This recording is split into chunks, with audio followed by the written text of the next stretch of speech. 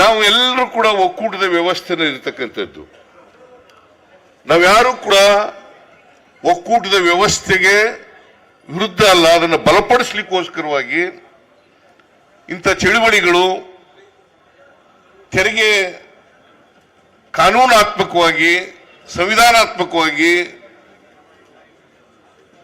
ರಾಜ್ಯಗಳಿಗೆ ಮತ್ತು ಕೇಂದ್ರಕ್ಕೆ ಹಂಚಿಕೆ ಆಗಬೇಕಾಗಿರ್ತಕ್ಕಂಥದ್ದು ಸಂವಿಧಾನ ಹೇಳಿರ್ತಕ್ಕಂಥದ್ದು. 7ನೇ ಶೆಡ್ಯೂಲ್ನಲ್ಲಿ ಇದನ್ನ ಪ್ರಸ್ತಾಪ ಮಾಡಿದ್ದಾರೆ. 14ನೇ ಹಣಕಾಸಿನ ಆಯೋಗ 2015-16ರಿಂದ 2019-20 ಇತ್ತು. 5 ವರ್ಷಗಳ ಕಾಲ ಈ ವರದಿಯನ್ನ ಕೊಟ್ಟಿದ್ದಾರೆ. 2015-16ರಿಂದ 2019-20 ಅವರು ವರದಿಯನ್ನ ಕೊಟ್ಟಿದ್ದಾರೆ. ಆ ವರದಿ ಪ್ರಕಾರ 42% ರಾಜ್ಯಗಳಿಗೆ, ಇನ್ನು 58% ಕೇಂದ್ರಕ್ಕೆ ಅಂತ ವರದಿ ಕೊಟ್ಟಿದ್ದಾರೆ. ಆಮೇಲೆ 4.71 4.71% to Karnataka,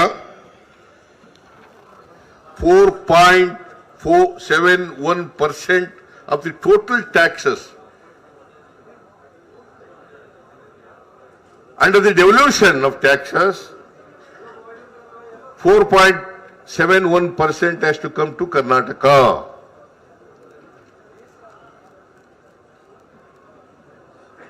ಈ 15ನೇ ಹಣಕಾಸಿನಲ್ಲಿ 42ರಿಂದ 41% ಇಳಿಸಿದ್ರು.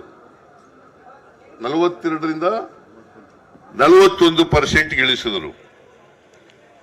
ಮತ್ತೆ ಕರ್ನಾಟಕಕ್ಕೆ ಕೊಡಬೇಕಾಗಿದ್ದಂತ ತೆರಿಗೆ ಪಾಲನ್ನ 4.71ರಿಂದ 3.64ಕ್ಕೆ ಇಳಿಸಿದ್ರು. ಅದರ ಅರ್ಥ 1.07% ಕಡಿಮೆ ಆಯಿತು.